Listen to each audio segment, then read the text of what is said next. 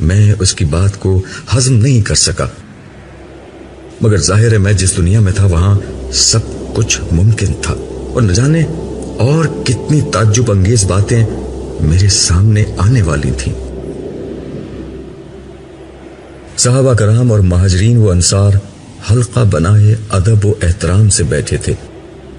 امت محمدیہ کے اولین و آخرین کی بھی ایک بڑی تعداد موجود تھی۔ شمع رسالت کے ان پروانوں کے بیچ رسالت باپ سر جھکائے تشریف فرما تھے صلی اللہ علیہ وسلم۔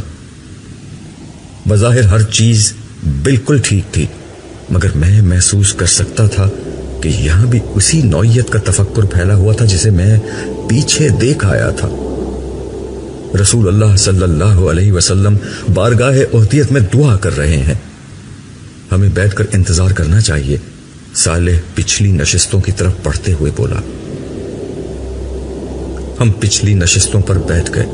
یہاں سے یہ اندازہ کرنا مشکل تھا کہ آگے کیا ہو رہا ہے۔ میں نے صالح سے دریافت کیا، یہ حساب کتاب کب شروع ہوگا؟ مجھے کیا معلوم، کسی کو بھی معلوم نہیں، اس نے جواب دیا۔ اس کی بات سن کر میں خاموش ہو گیا اور نشست کی پشت سے سر ٹکا کر آنکھیں بند کر کے بیٹھ گیا۔ نہ جانے کتنا وقت گزرا تھا کہ صالح کی آواز میرے کان میں آئی، عبداللہ اٹھو، دیکھو تم سے کون ملنے آیا ہے۔ اس کی آواز پر میں چونک کر کھڑا ہو گیا۔ سامنے دیکھا تو ایک انتہائی باوقار ہستی میرے سامنے کھڑی تھی۔